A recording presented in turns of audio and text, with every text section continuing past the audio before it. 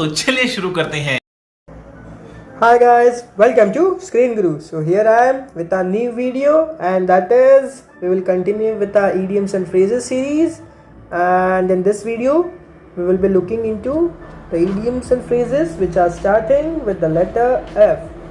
Okay, so without wasting any time, as you know that this series is very important, not just for defense exams, but also for your academics and wherever and everywhere, whenever.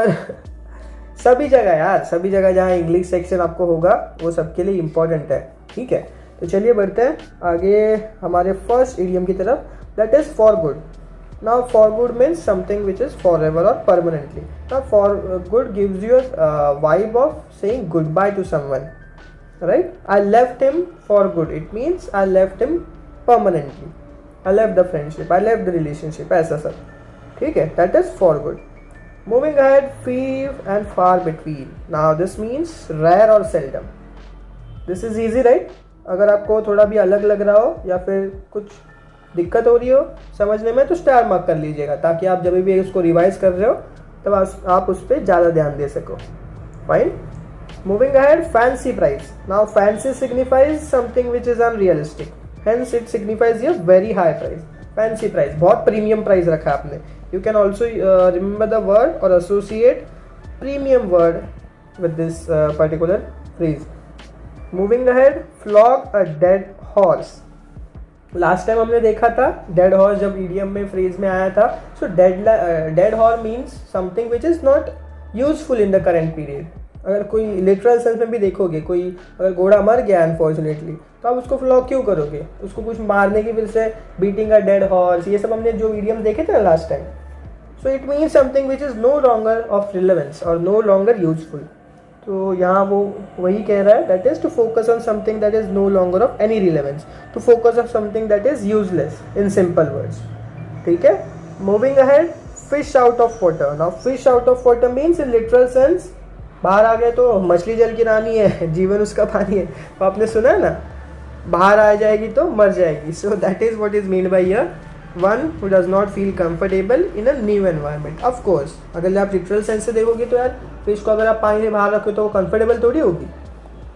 So that is what is mean by this. Moving ahead, fools paradise. Now fools paradise means in a state of delusion or falsehood. Paradise means something which is comfortable, something which is premium, something which is in your dreams, fanciful, etc. That can be the words used. But fools means बेवकूफ़, बेवकूफ़ी। So अगर आप दोनों को मिलाओगे तो इसका आप easily अंदाज़ा लगा सकते हो कि something which is delusion, बस ख्वाबी पुलाव, वो होता है ना ख्याली पुलाव बनाना, that is what is known as fool's paradise. You are living in a fool's paradise. You are living in a lost hope, false hope. Moving ahead, 40 winks. 40 winks means a brief sleep. Brief sleep means a short sleep. ठीक है, या PDF तो आपको यार Telegram channel पे मिल जाएगा, लेकिन आप ये सीरीज फॉलो कर रहे हो तो मैं चाहता हूँ कि आप नोट्स बनाओ। आप जब खुद से बैठोगे ना तो 10 मिनट का यार वीडियो है, 10-15 मिनट का वीडियो बनता है ये। तो 10-15 मिनट में आप अगर थोड़ा फास्ट भी देखोगे 1.5 स्पीड पे या फिर 1.25 स्पीड पे, तो आपको 10 मिनट्स के अंदर आपको पूरे idioms और phrases मिल जाएंगे, right. But whenever you try to make notes out of it, whenever you try to associate with what I am saying, it will be easier for you to learn. Not just that आपके सामने PDF है और आप बस रट रहे हो सब। ठीक है, तो इसीलिए मेरा ये मोटिव है ये सीरीज बनाने के पीछे। Fine. So moving ahead, fresh blood. Now fresh blood means new members of an organization who have fresh ideas or skills.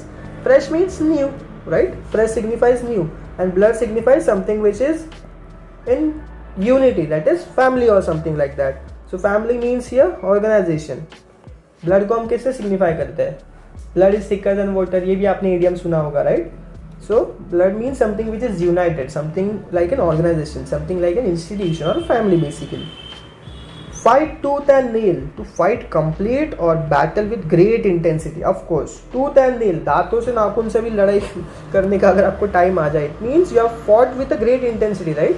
अगर आप मजाक मस्ती में फाइट कर रहे हो तो आप नाखून तो नहीं छुपाओगे, किसी को काटोगे तो नहीं जाके, लेकिन अगर आपने ये लिटरल सेंस में भी लिया, so it means that you are fighting with great intensity. Intensity is an important word over here.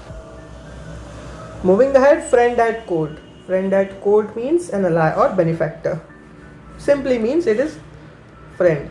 क्या ally और benefactor mean friend ही होता है, ठीक है, बेसिकली फ्रेंड ही होता है. फ्रेंड एट कोर्ट मीन्स जब आपके साथ कोई भी नहीं है तब आपका वो फ्रेंड रहेगा. He is one friend at court. It means जब कोई भी नहीं था तब वो दोस्त मेरे लिए था. That is like a close friend you can say, और a true friend. Moving ahead, face the music. Face the music means something if you have to face, it means that is negative, right. Face the challenges मतलब यार कोई obstacle है तो उसको face करो, ऐसे सब कहते हैं ना. तो फेस सिग्निफाइज नेगेटिविटी. सो ये face the music means you something to experience some negative repercussions of one actions or words. अब म्यूजिक मतलब यहाँ सिग्निफाई करता है कि खुद का creation. Okay, it signifies your self creation.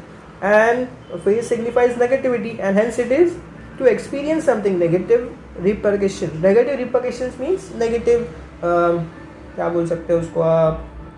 Negative repercussions is nothing but something negative. अगर आपने कुछ किया है तो उसका नेगेटिव आपको भुगतना पड़ेगा. मतलब उसके जो भी हालात होंगे उसकी वजह से वो आपको भुगतने पड़ेंगे. हिंदी में आपको मतलब हिंदी में मुझे वर्ड नहीं आ रहा वो, तो हिंदी में मैंने बेस्ट ट्राई किया आपको समझाने की. I hope you got what I am trying to say. Moving ahead, feather in one's cap. Now feather in one's cap means it is a movement of pride. Of course आप अगर NCC वगैरह में participate करते हो तो आपके वो cap में नहीं, बेरे में आपका फेदर होता है. It is sine of pride, right. वो आप फेदर को एकदम संभाल के रखते हैं, ऐसे नहीं कि कुछ भी कर लिया वो बेरे वगैरह के साथ. तो that is feather in one's cap is a sign of very positive idiom, very positive statement. It means an achievement in one's name. It is a feather in my cap. I got recommended and it is one of the feathers in my cap. It means ये मेरा achievement है. In one's own name, मैंने कमाया हुआ achievement है. Okay. Moving ahead. Feel under the weather. Feel under the weather means weather signifies to be ill or to feel ill. ठीक है. Feel under the weather means आपको कोई illness हो गई है, कोई सिकनेस हो गई है, ऐसा. No, fit as a fiddle. Fit as a fiddle means very fit and healthy.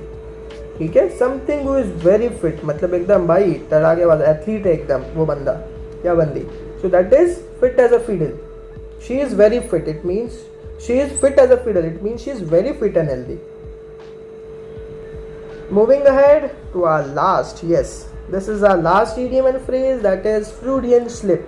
Now a Freudian slip is a speaker's unintentional mistake revealing his true thoughts. ये true thoughts matter करते हैं. Freudian slip तो आपको पता चल गया कि कोई mistake हो गई है. Slip means mistake, right? Something you have forgotten or mistake. That is what is meant by slip. But Freudian slip means a speaker's unintentional mistake revealing his true thoughts. ये स्टार मार्क कर लीजिएगा. यहाँ आपको क्या याद रखना है? True thoughts याद रखना है. Fine. So that's it. that were all the idioms and phrases which were starting from F. In the next videos we will be looking into the other letters and other idioms and phrases. I hope you find value in this content. If so, please do like, share and subscribe so that we start our live classes as well and it will benefit each one of us. So that's Screen Guru for you. Have a great time ahead. All the very best. Just then. ये भी परेशान हो गए, हम भी परेशान हो गए. करो फिर, हमारी पावर है. जब तक हम कह रहे थे करो करो करो करो तो कह रहे थे तुम करो.